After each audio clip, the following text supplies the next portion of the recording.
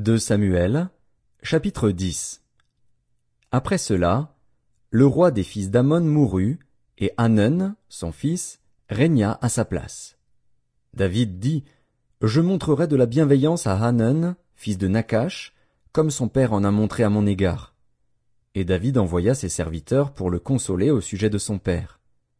Lorsque les serviteurs de David arrivèrent dans le pays des fils d'Ammon, les chefs des fils d'Ammon dirent à Hanun, leur maître, « Penses-tu que ce soit pour honorer ton père que David t'envoie des consolateurs?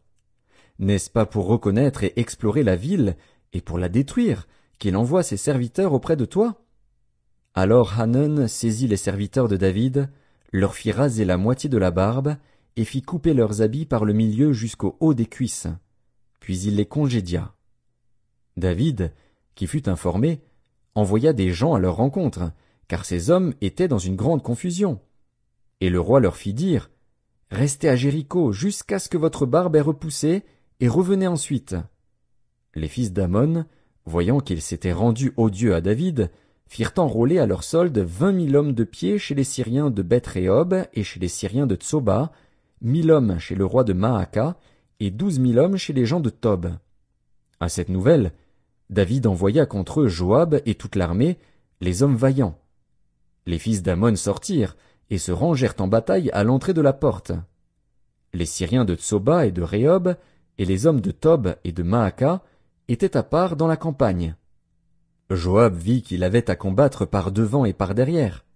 Il choisit alors sur toute l'élite d'Israël un corps qu'il opposa aux Syriens. Et il plaça sous le commandement de son frère Abishai le reste du peuple pour faire face aux fils d'Ammon. Il dit, « Si les Syriens sont plus forts que moi, tu viendras à mon secours. Et si les fils d'Ammon sont plus forts que toi, j'irai te secourir. Sois ferme, et montrons du courage pour notre peuple et pour les villes de notre Dieu, et que l'Éternel fasse ce qui lui semblera bon. » Joab, avec son peuple, s'avança pour attaquer les Syriens, et ils s'enfuirent devant lui. Et quand les fils d'Ammon virent que les Syriens avaient pris la fuite, ils s'enfuirent aussi devant Abishai et rentrèrent dans la ville. Joab s'éloigna des fils d'Ammon et revint à Jérusalem.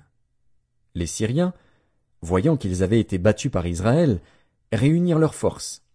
Hadadézer envoya chercher les Syriens qui étaient de l'autre côté du fleuve, et ils arrivèrent à Hélam, ayant à leur tête Shobak, chef de l'armée d'Hadadézer.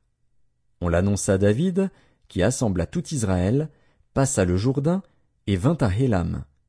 Les Syriens se préparèrent à la rencontre de David, et lui livrèrent bataille. Mais les Syriens s'enfuirent devant Israël. Et David leur tua les troupes de 700 chars et 40 000 cavaliers. Il frappa aussi le chef de leur armée, Shobak, qui mourut sur place. Tous les rois soumis à Hadadézer, se voyant battus par Israël, firent la paix avec Israël et lui furent assujettis. Et les Syriens n'osèrent plus secourir les fils d'Ammon.